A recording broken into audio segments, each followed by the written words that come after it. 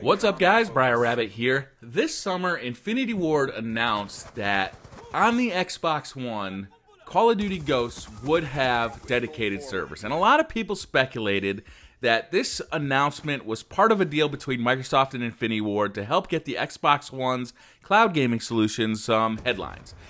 And that, in fact, all the platforms would have dedicated servers. Well, this turns out to be pretty much correct. Mark Rubin, who is executive producer at Infinity Ward, had this to say on Twitter.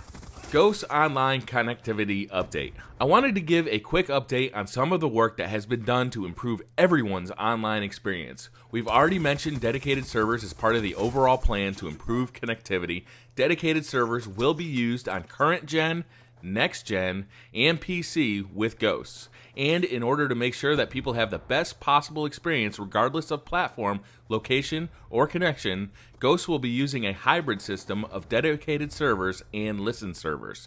So no matter where you are, the game will always be trying to give you the best online performance possible. There is also some great new tech in the matchmaking system that will place players in matches that have the best combined overall connectivity performance. Again, these are just some of the things that are going into Call of Duty Ghosts to give players a great online experience. Can't wait to see you online.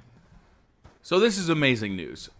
This means that the PS4, the Xbox 360, the PS3, and the PC are all getting the dedicated servers that we've been asking Infinity Ward and Activision for forever. It's been a long time coming. I think that the economics of running dedicated servers has really changed lately with things like Amazon Cloud Services and the solution that Microsoft is providing for not just gaming, but all services that need servers for. So what's changed is that these things have become these cloud solutions where they're rentable servers that you don't have to buy, you don't have to maintain them yourself, and it's much, much cheaper to run them. And I think that's great news for gamers. That's great news for Activision. It's great news for Infinity Ward. Instead of having the current host-based matchmaking system, it's going to be this hybrid system where if there is a dedicated server that's offering the absolute best connection that it can offer, then that's what you're going to be playing on. These things are run in huge data centers with massive, massive data pipes going to them. So you're not going to have to worry about a host-based connection where, let's say, you're playing a kid out in the Midwest and he's the host, and all of a sudden his dad, who happens to be a huge brony, wants to watch My Little Pony on Netflix, and everybody in the game's connection goes to absolute pot, and you can't even play the game.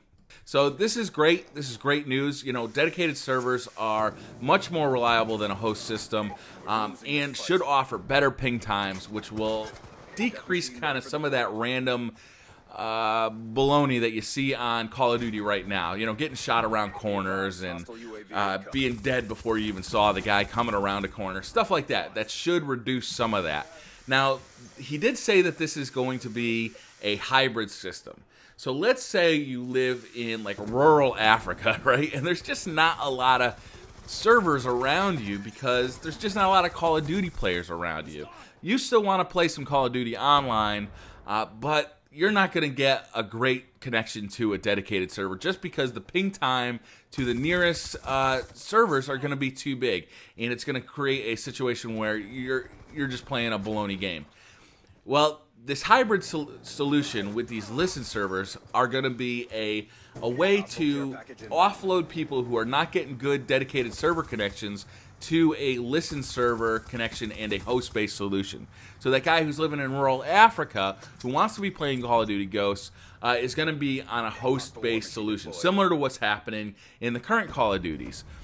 I think this is a pretty good thing. I hope that the algorithm they use to figure out how to connect certain people to other people and who should be using a host-based solution and who should be using a dedicated server is really good. Otherwise, I can see some major issues with that.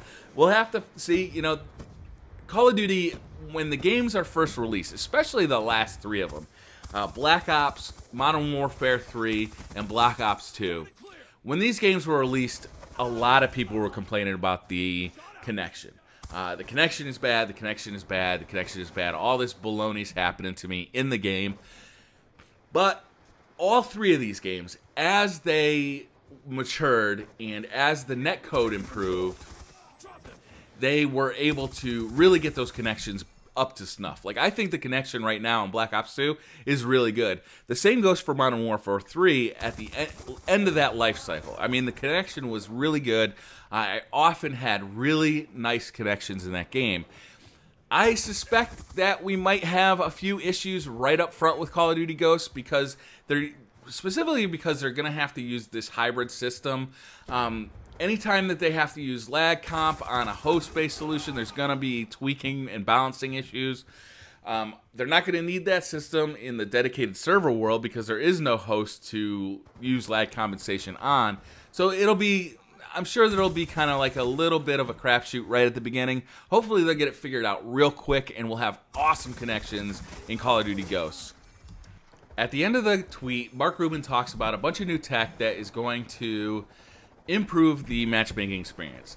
Now, one of the things that improves the matchmaking experience can be this reputation system in Xbox One. It can be the matchmaking system that provides skill-based matchmaking inside Call of Duty Ghosts, or it could just be solely based on whoever we can put together to make the absolute fastest ping time games, right? And that would be probably the best way to do it, but you're going to find that you get put into games with people that are just out of your skill level. And that can be, it can be fun sometimes, but it's not fun a lot. What the ultimate matchmaking experience is that you get put into a game where everybody has an awesome connection and everybody is about your skill level, right? It creates tense games where there's not a huge one-sided, lopsided victory, and nobody feels gypped because, their connection was bad, I was getting shot around corners, blah, blah, blah. Now, there's a lot of different tech in these new consoles that are going into matchmaking. Xbox One has talked about the reputation system and how that is going to start matchmaking up people with good reputations or bad reputations. That might not necessarily be the best thing for Call of Duty matchmaking, just because we really want good ping times on this game. It's a fast action game. So we'll have to see how this all works out. I'm really excited that PS4 is getting dedicated servers because I know I'll be playing the game a ton on that console. So let me know what you guys think about all this, and I'll see you guys in the next video. Bye.